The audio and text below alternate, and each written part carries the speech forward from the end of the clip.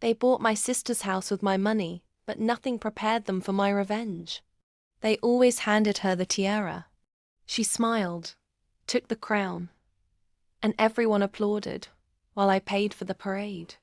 When my sister announced she was pregnant, my family cooed and circled her like she was the sun. I did what I always did. I gave. I handed over the life savings I'd been squirreling away to buy my own home, trusting them to do what was right. The house was supposed to be mine. 2 weeks later, I discovered the deed. My name nowhere. Her name everywhere. So I recalculated. With evidence.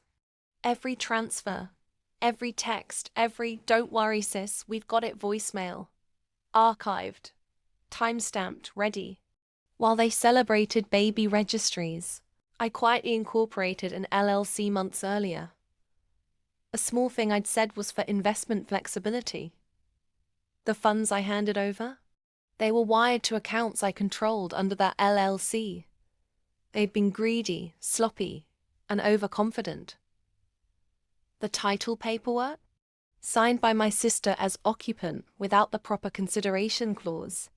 A rookie mistake from people used to having others do the thinking. I wasn't going to take their house in some petty midnight seizure. I wanted the kind of revenge that cut the prettiest masks off the nicest faces. So I invited the whole family.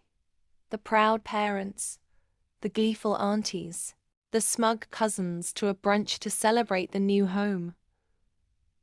They arrived with balloons and Monopoly smiles. I arrived with a lawyer, a projector, and a calm they couldn't read. I played the messages. I showed the transfers. I produced the LLC registration that bore my signature and the bank statements. I read aloud the clause my sister had signed as a courtesy, the one that made her an occupant pending completion of the deed transfer.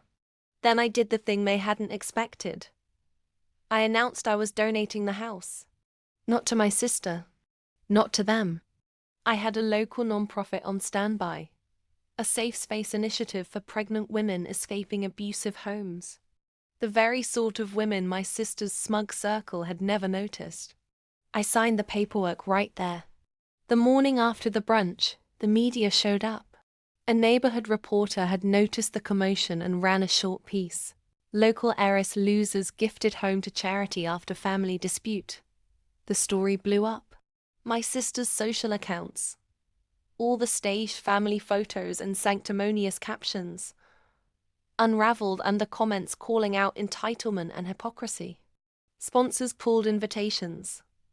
The baby shower became a quiet, awkward lunch.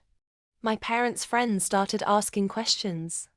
But the real twist, the nonprofit turned the house into a program named the Sister Project, providing housing and mentorship to mothers who'd been treated like invisible workhorses.